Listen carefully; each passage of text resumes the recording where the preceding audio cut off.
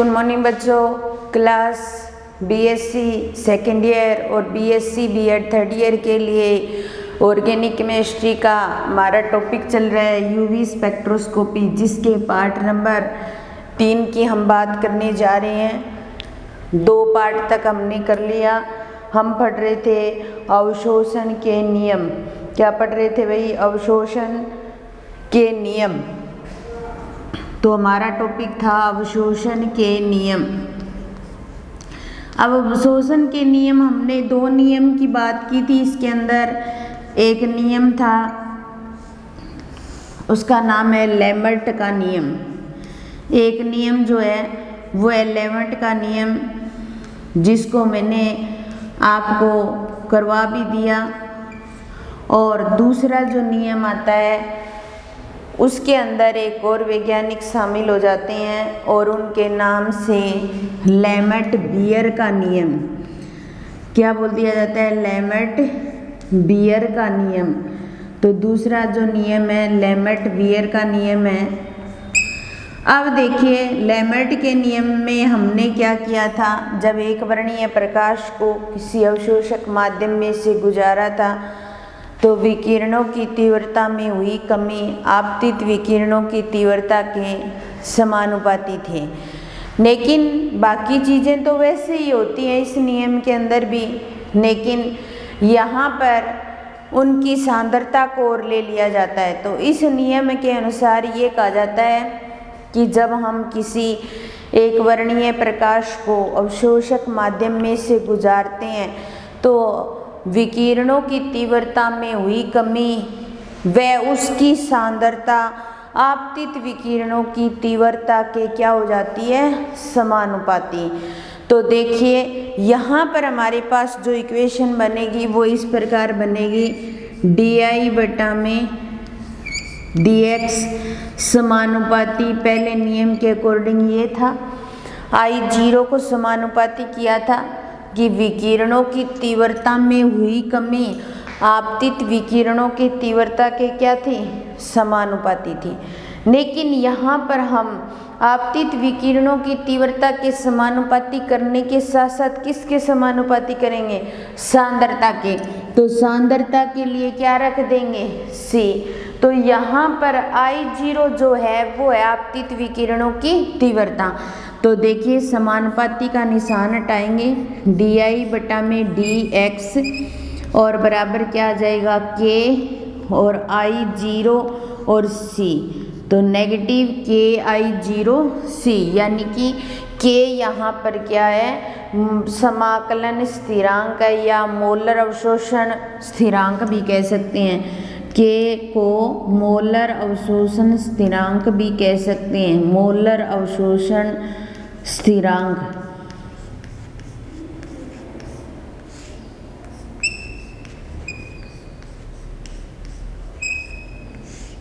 स्थिरांक भी कह सकते हैं।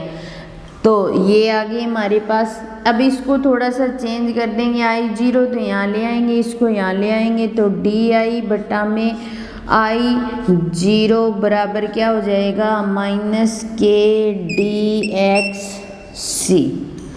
क्योंकि सांद्रता को लिया है हमने तो C को लिखना है। अब ये इक्वेशन नंबर 1 प्राप्त होगी हमें। क्या प्राप्त होगी? इक्वेशन 1। इस इक्वेशन 1 को का समाकलन करने पर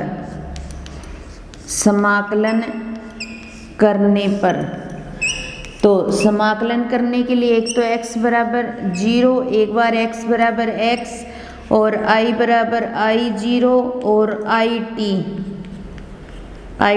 ये इतनी लिमिट लगाएंगे, लगा करके करेंगे हम समाकलन। तो समाकलन करते हैं तो यहाँ पर I0 और IT, ठीक है, और डी बटा में I0, ठीक है, बराबर समाकलन का निशान k और k बार आ जाएगा, या अंदर कर दो जी, कोई दिक्कत नहीं। k dx x बराबर 0 और x बराबर x लिमिट लगाकर हमने किया तो यहाँ पर तो ln आई टी बटा में आई जीरो आ जाएगा समाकलन करने के पश्चात, और इधर माइनस के एक्स सी आ जाएगा, डी हट जाएगा, जो ये इक्वेशन नंबर 2 प्राप्त हो जाएगी हमें।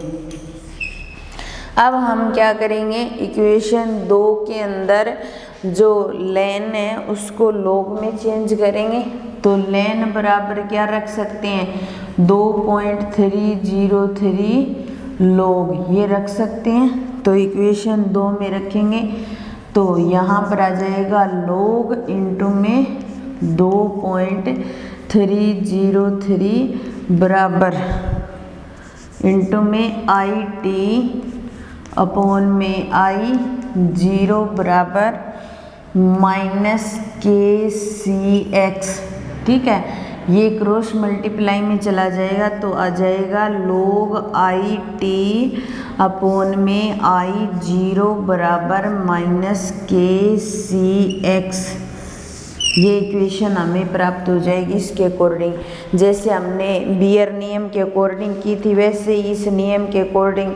अब देखिए वहाँ पर हमने कि के डैश 2.303, ये नीचे 2.303 भी तो आएगा, क्रॉस मल्टीप्लाई किया है तो हमने वहाँ पर के को अल्फा के बराबर माना था, यहाँ हम एप्साइलन के बराबर मानेंगे। तो एप्साइलन बराबर कर सकते हैं के बटा में 2.303 ये रख सकते हैं। ये रखेंगे तो ये इक्वेशन नंबर 3 है हमारी। इस इक्वेशन नंबर 3 के अंदर ये मान रखेंगे और ये मान रखने पर हमारे पास आ जाएगा log आई टी बटा में आई जीरो बराबर, और इस पूरे की जगह क्या रख देंगे, एप्साइलन रख देंगे तो माइनस एप्साइलन सी एक्स। इस नियम के अकॉर्डिंग हमें ये इक्वेशन प्राप्त हो जाती है। अब देखिए यहाँ पर सी तो किसको शो कर रहा है, सांद्रता को। तो सांद्रता क्या होती है कि अपने ऐसे कह सकते हैं सांद्रता को मोल बटा लीटर से शो कर सकते हैं, अपने जो अपनी सांद्रता होती है उसको। तो अगर हमारे पास में सांद्रता का मान भी 1 और x का मान भी 1 हो, मान लो c बराबर क्या हो 1 हो और x बराबर भी 1 हो, तो 1 सेंटीमीटर और इसको अपॉन मोल में ये कर दिया, एक मान रख दिया। तो log आई टी अपॉन में आई जीरो जो है वो किसके बराबर हो जाएगा, एप्साइलन के बराबर हो जाएगा। ठीक है, एप्साइलन यहाँ पर क्या है, एप्साइलन जो है वो है जो अवशोषणांक का अवशोषणांक भी कह सकते हैं, या मोलर अवशोषण गुणांक या मोलर अपने विलोपन गुणांक। तो एप्साइलन जो है वो है मोलर विलोपन गुणांक। क्या है, मोलर विलोपन गुणांक। तो यहाँ पर लेमेट बियर नियम के अकॉर्डिंग सांद्रता को लिया है, सांद्रता को लेकर के हमने किया है। तो जो लेमेट का नियम था उसमें आई जीरो के समानुपाती था, यहाँ कंसंट्रेशन को लिया तो सी के समानुपाती कर दिया, समानुपाती का निशान हटाया तो के आई जीरो सी हो गया, डी आई अपॉन में आई जीरो माइनस के डी एक्स सी। इक्वेशन 1 का समाकलन x बराबर 0 x बराबर 1 हो या आई बराबर आई जीरो आई बराबर आई टी रखने पर के मोलर अवशोषणांक स्थिरांक है और आई जीरो और आई टी की लिमिट लगाकर समाकलन किया, ये इक्वेशन आ गई। ln को log में चेंज कर दिया हमने। ठीक है, फिर इसको बज्जर गुणा किया, इसको इधर लेकर आए नीचे। ठीक है, और log आई टी बटा में आई जीरो बराबर माइनस ई एप्साइलन सी एक्स और log आई टी अपॉन में आई जीरो बराबर माइनस एप्साइलन। ये इक्वेशन हमें प्राप्त हो जाती है। और यहाँ पर जो log आई टी बटा में आई जीरो, जो log आई टी या अपॉन में आई जीरो होता है उसको बोला जाता है अवशोषणांक। क्या बोल सकते हैं अपने, अवशोषणांक। तो इसके साथ ही हमारे जो नियम है अवशोषण के नियम वो कंप्लीट हो जाते हैं। हमने लेमर्ट नियम इससे पहली क्लास में पढ़ा था, और ये लेमर्ट बियर का नियम। अब देखिए यूवी स्पेक्ट्रोस्कोपी के अंदर स्पेक्ट्रम जो होता है उसको किस प्रकार शो करते हैं हम, या यूवी स्पेक्ट्रम का प्रदर्शन या विश्लेषण किस प्रकार किया जाता है, उससे संबंधित हम बात करते हैं। तो यूवी स्पेक्ट्रम का प्रदर्शन व विश्लेषण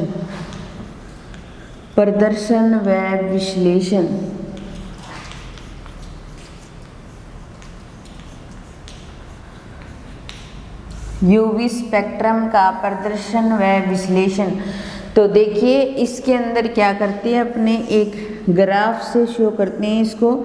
यहाँ पर तो लेते हैं एप्सिलॉन का मान, अवशोषणांक बोल सकते हैं, या मोलर गुणांक बोल सकते हैं, या मोलर विलोपन गुणांक बोला जा सकता है इसको। और यहाँ पर क्या लेते हैं, लैम्बडा को लेते हैं, नैनोमीटर में इसकी वैल्यू लेते हैं, वेवलेंथ। इसके मध्य और इसके मध्य अपने स्पेक्ट्रम बनाते हैं, तो वो स्पेक्ट्रम इस तरीके से प्राप्त होते हैं हमें। तो जो यूवी स्पेक्ट्रम जो होता है ना, इनका जो प्रदर्शन होता है वो इसी तरीके से किया जाता है। और यहाँ पर एक उच्चतम स्तर पर लैम्बडा जो प्राप्त होती है वो हम 222.5 नैनोमीटर लेते हैं।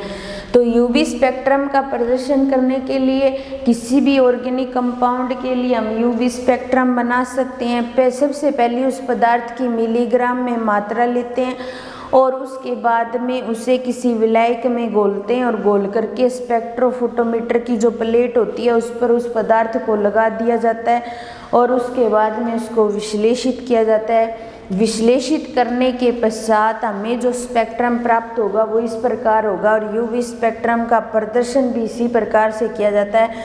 यहाँ पर जो वैल्यू होती है वो एप्सिलॉन को शो करती है, और ये नैनोमीटर को। एक उच्चतम स्तर पर हमें लैम्बडा की उच्चतम वैल्यू के आधार पर एक स्पेक्ट्रम प्राप्त होता है जिसको बोला जाता है यूवी स्पेक्ट्रम। ठीक है, ये तो यूवी स्पेक्ट्रम जनरली किस प्रकार शो किया जाता है उसकी चर्चा की हमने। उसके बाद में नेक्स्ट आता है इलेक्ट्रॉनिक स्पेक्ट्रम, इलेक्ट्रॉनिक संक्रमण।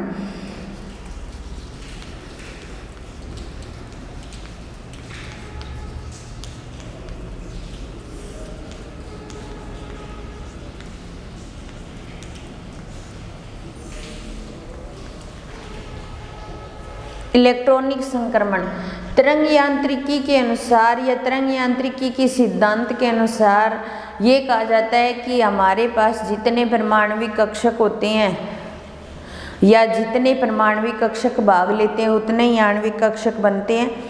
जितने परमाणविक कक्षक भाग लेंगे उतने ही आणविक कक्षक बनेंगे, लेकिन वो डिवाइडेशन हो जाएगा। कुछ आणविक कक्षक तो ऐसे होंगे जो बॉन्ड बनाने में भाग लेंगे, तो उनको बॉन्डिंग या अपने बोल सकते हैं बंदी आणविक कक्षक कह सकते हैं हम, या फिर जो बॉन्ड बनाने में भाग नहीं लेंगे वो अबंदी आणविक कक्षक हो जाएंगे। और तो इस तरीके से हमारे पास जो इलेक्ट्रॉनिक संक्रमण है हम उनकी बात करेंगे, तो उसके अंदर हमें सिग्मा और पाई की जरूरत पड़ेगी।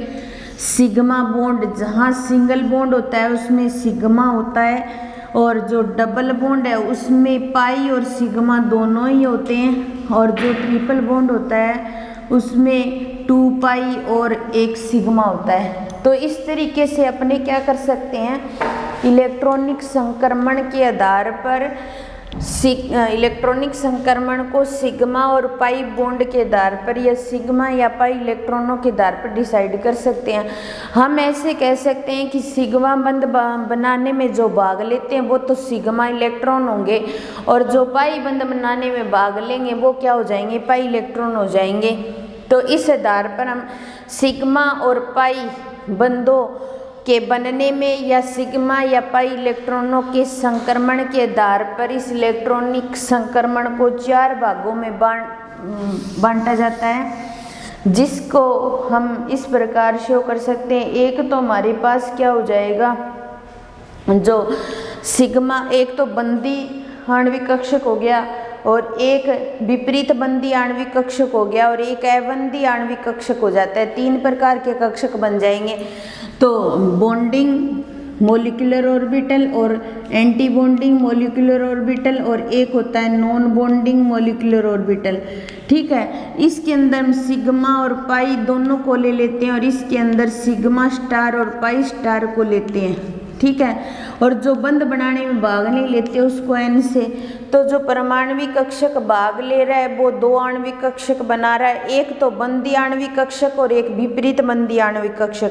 और कई बार कुछ कक्षक ऐसे भी होते हैं जो बंध बनाने में भाग ही नहीं लेते, तो वो हो जाते हैं नॉन बॉन्डिंग मोलिकुलर ऑर्बिटल या अबंधी आणविक कक्षक।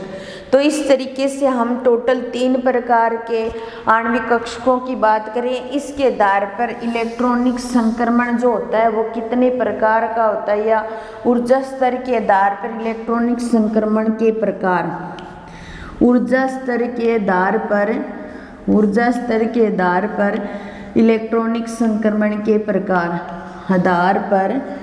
इलेक्ट्रॉनीय संक्रमण के प्रकार, इलेक्ट्रॉनीय संक्रमण के प्रकार।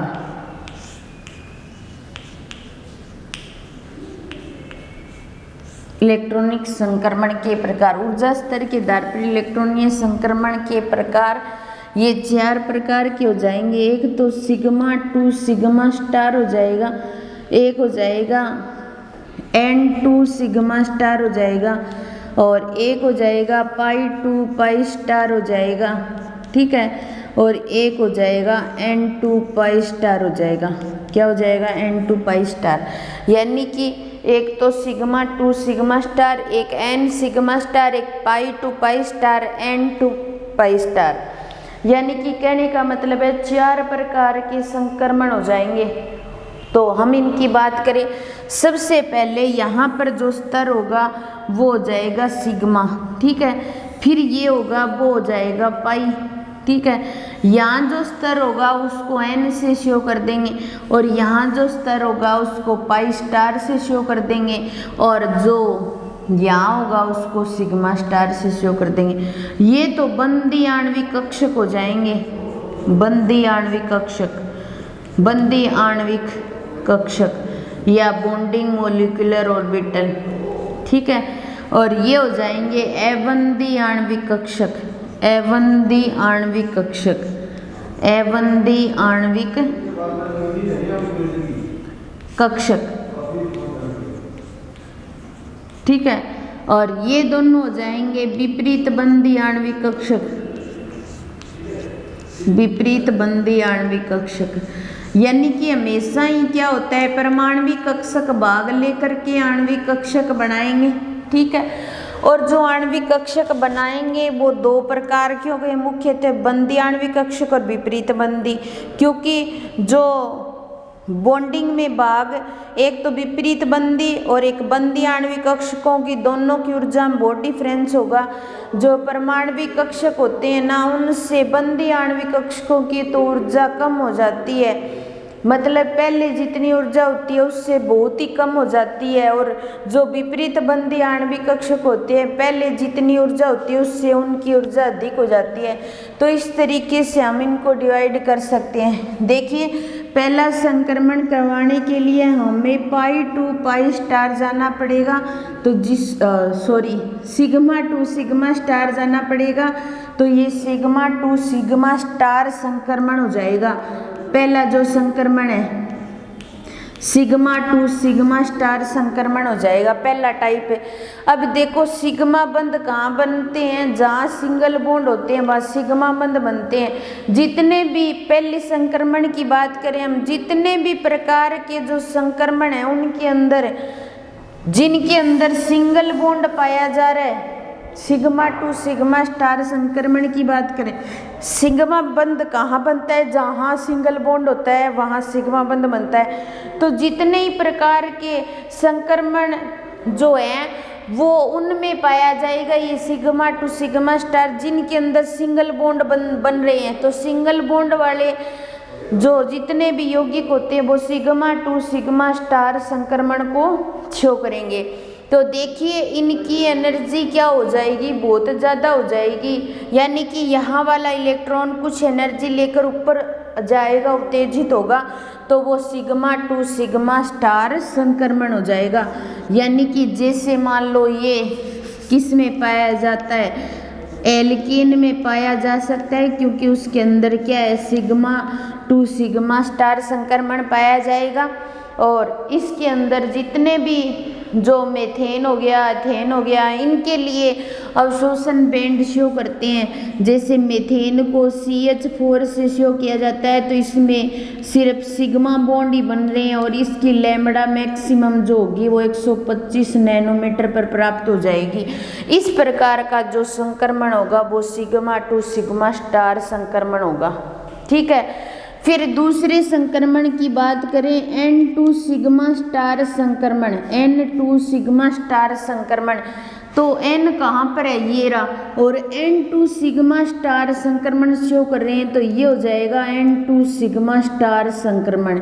यानी कि जो बंध में भाग नहीं ले रहे वो इलेक्ट्रॉन उत्तेजित होकर विपरीत बंदी कक्ष के अंदर जा रहे हैं, तो N2 सिग्मा स्टार। N किसके लिए आता है, जो भाग नहीं लेते बंद में, और वो इलेक्ट्रॉन कौन से होते हैं, लोन पेयर होते हैं। लोन पेयर को हम N से शो करते हैं। तो ये संक्रमण उनमें पाया जाएगा जिनके अंदर सिंगल इलेक्ट्रॉन भी है और साथ में लोन पेयर भी है। यानी कहने का मतलब सिंगल बॉन्ड भी पाया जाता है और साथ में क्या पाया जाता है, लोन पेयर भी पाया जाता है, उनके अंदर पाया जाएगा। जैसे हम एग्जाम्पल ले, CH3I ले लें, अपने मेथिल आयोडाइड ले लें, तो देखो सिंगल बॉन्ड भी है और इस पर लोन पेयर भी पाया जाता है। तो इस प्रकार का जो संक्रमण होता है वो इन यौगिकों में पाया जाता है, और इनके लिए लैम्बडा मैक्सिमम की जो वैल्यू हो जाएगी, लैम्बडा मैक्सिमम की वैल्यू हो जाएगी 258 नैनोमीटर के आसपास हो जाएगी। कहने का मतलब इससे लैम्बडा की वैल्यू बढ़ गई, और लैम्बडा की वैल्यू जहाँ बढ़ती है वहाँ एनर्जी की वैल्यू कम होती है, क्योंकि E जो होता है वो इनडायरेक्टली प्रोपोर्शनल होता है लैम्बडा के। ठीक है, तो जहाँ लैम्बडा बढ़ेगी वहाँ एनर्जी कम होगी। इसका लैम्बडा कम है तो इसकी एनर्जी ज़्यादा होगी, इसकी एनर्जी क्या हो जाएगी, कम हो जाएगी। तो जो N2 सिग्मा स्टार की जो एनर्जी होती है वो सिग्मा टू सिग्मा स्टार से कम हो जाती है और लैम्बडा क्या होती है, बढ़ जाती है। तो तीसरा जो होता है उसको लेते हैं हम पाई टू पाई स्टार संक्रमण। ये पाई टू पाई स्टार संक्रमण, ये संक्रमण उन यौगिकों में पाया जाएगा जहां पर या तो डबल बॉन्ड हो या ट्रिपल बॉन्ड हो, क्योंकि पाई बॉन्ड जो बनते हैं या पाई इलेक्ट्रॉन किन के अंदर पाए जाते हैं, या तो डबल बॉन्ड में पाए जाते हैं या ट्रिपल बॉन्ड में। जैसे यहाँ पर अपने ले लें पाई टू पाई स्टार संक्रमण कहाँ पाया जाएगा, एग्जाम्पल लें, जैसे हमारे पास CH2 double bond CH2 ethene है, और एथीन के अंदर लैम्बडा मैक्सिमम की वैल्यू देखें हम तो कितनी होती है, 180 नैनोमीटर होती है। ठीक है, तो पाई टू पाई स्टार संक्रमण इसके अंदर पाया जाता है, और डबल बॉन्ड है इसलिए इनके अंदर पाई टू पाई स्टार। फिर लास्ट है N2 पाई स्टार। अगला संक्रमण जो पाया जाता है वो होता है N2 पाई स्टार संक्रमण। अब देखिए N किसके लिए आता है, लोन पेयर के लिए, पाई किसके लिए आता है, डबल या ट्रिपल बॉन्ड के लिए। तो ये संक्रमण उन यौगिकों के अंदर पाया जाएगा जिनके अंदर डबल बॉन्ड भी होगा, लोन पेयर भी होगा।